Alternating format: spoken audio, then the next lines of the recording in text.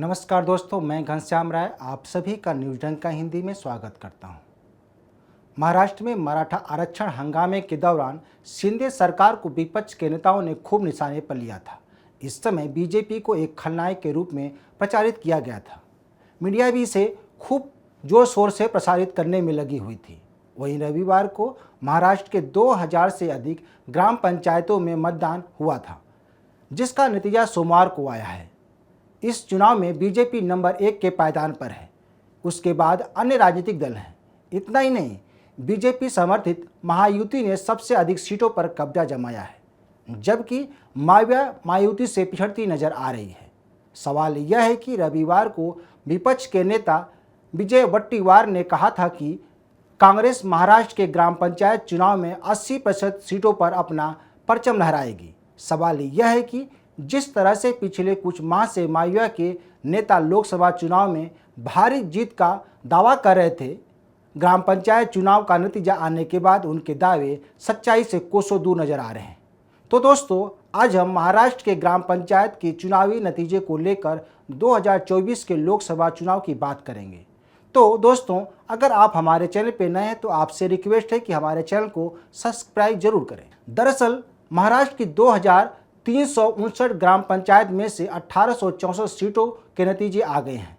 Video बनाए जाने तक बीजेपी ने 602, शिंदे गुट ने 226, ठाकरे गुट ने 103, अजित पवार गुट ने 326, शरद पवार गुट ने 163 और कांग्रेस ने 74 सीटों पर जीत दर्ज किया है।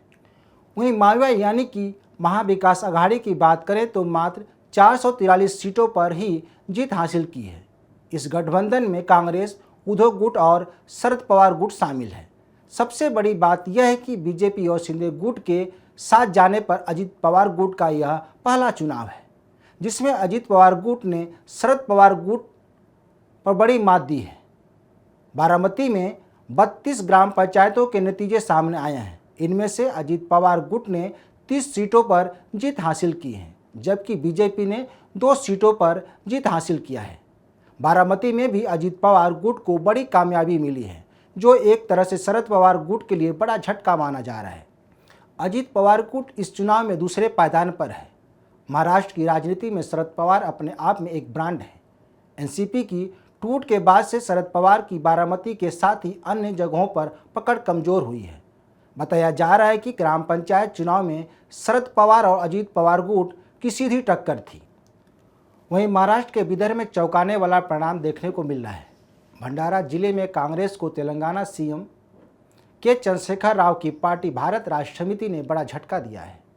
महाराष्ट्र में पहली बार चुनाव लड़ रही भारत राष्ट्र समिति ने विदर्भ की 9 सीटों पर कब्जा जमाया है।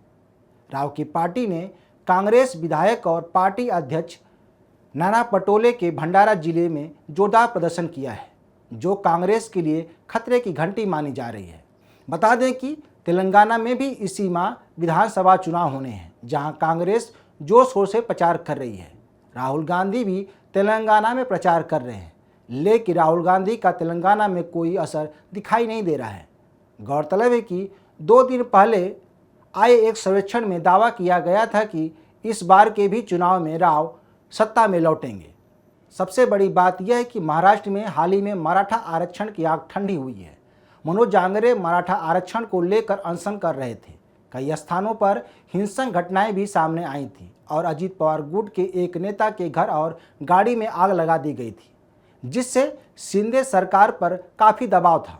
इतना ही नहीं, विपक्ष लगातार मराठा आरक्षण की आग में बयानबाजी कर घी डालने की कोशिश कर रहा था। ऐसे में सरकार के खिलाफ जबरदस्त माहौल बनने की बात कही जा रही थी। विधानसभा के विपक्ष के नेता विजय वट्टीवार इसी स्थिति को देखकर रविवार को दावा किया था कि महाराष्ट्र के ग्राम पंचायत के चुनाव में कांग्रेस 80% सीटों पर जीत हासिल करेगी, लेकिन कांग्रेस शिंदे गुट और अजित पवार गुट से भी गई गुजरी साबित हुई है। वीडियो बनाए जाने तक 174 सीटों पर कांग्रेस जीती थी।